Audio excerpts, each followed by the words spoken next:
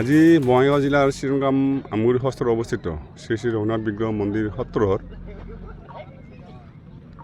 গৌৰীপুৰ ৰজাই দান দিয়া 349 বিঘা মাটি আজি 1962 চনৰ পৰাই আইনৈ গৰাখহনীয়াত মানে নদীত পৰিছিলে মাটিবিলাক। তাৰপিছত 1970 চনৰ মানৰ পৰাই মাটিবিলাক তাৰমানে লাহে লাহে মানে চৰ হৈ আহিছিলে। তাৰপিছৰ পৰা তেনেকৈ মানুহখিনি তাৰমানে আমি কিছু দখল কৰিছিলোঁ, যদিও পুনৰ আৰু নদী আহিলে আমাৰ 1988 চনত 98 চনত নদী আহি সম্পূৰ্ণ আৰু হেৰি কৰি খোৱাই লৈ যায়।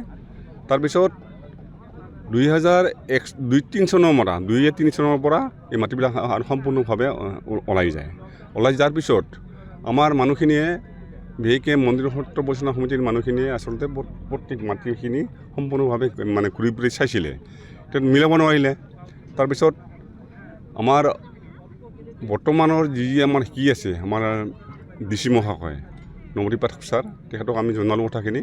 জনাৰ পিছত তেখেতে মানে কাৰ্যপন্থা ল'ম বুলি ক'লে। তাৰপিছতে আমাৰ 2023 চনত আমাৰ সন্মানীয় অসমৰ মুখ্যমন্ত্ৰী ডাঙৰীয়া আমাৰ মন্দিৰ সত্ৰখন পদাৰ্পণ কৰিলে। তেখেতক এই কথাখিনি অৱগত কৰা হ'ল।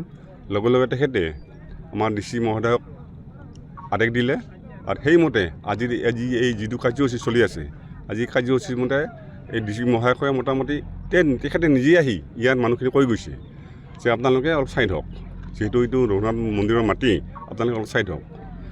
কিন্তু তেওঁলোকে আচলতে গুৰুত্ব দিয়া নাছিলে। কিন্তু আজি এটা ভাল লাগিছে কি, আজি আচলতে মানুহখিনি তেওঁলোকে যিখিনি মানুহ আচলতে ইয়াত ঘৰ বাৰী কৰি আছিলে, তেওঁলোকে সম্পূৰ্ণ সহযোগিতা আগবঢ়াইছে। আজি তেওঁলোকে নিজে নিজে ঘৰবিলাক ভাঙি আছে। তেওঁলোকে মানে কোনো JCB লগৰ দিয়া নাই, যাতে তেওঁলোকৰ বস্তু ক্ষতি নহয়। তাৰমানে তেওঁলোকে নিজে সহযোগ কৰি তাৰমানে তেওঁলোকে নিজে ঘৰবিলাক আঁতৰাই লৈ যাই আছে। কিমান বিঘা মাটি আছে? ইয়াত আছে আমাৰ 349 বিঘা 3 কঠা 7 লেচা মাটি। কিমানটা পৰিয়াল আছিল ইয়াত? পৰিয়াল আছিল তাৰমানে প্ৰশাসনৰ ফালৰ পৰা আমাৰ ৰাজস্ব কৰা বিষয়াই হেৰি কৰি লৈছিল। যেতিয়া আমাৰ মাটিখিনি জোখমাপ কৰি দিছিলে, তেতিয়া তেওঁলোকে লৈ গৈছিল 25টা ফেমিলি পৰিয়াল। তাৰপিছত আৰু 4টা পৰিয়াল ইয়াতে আৰু নতুনকৈ ঘৰ বান্ধিছিলে, মোটামুটি 29টা পৰিয়াল। আৰু আছে নেকি আৰু আমাৰ মন্দিৰৰ বেদখল নাই, আৰু এইখিনিয়ে আছিলে। বাকী আৰু সকলো মাটি বেদখলমুক্ত হৈ আছে। এই ক্ষেত্ৰত ৰাজ্য চৰকাৰক কিবা ক'ব?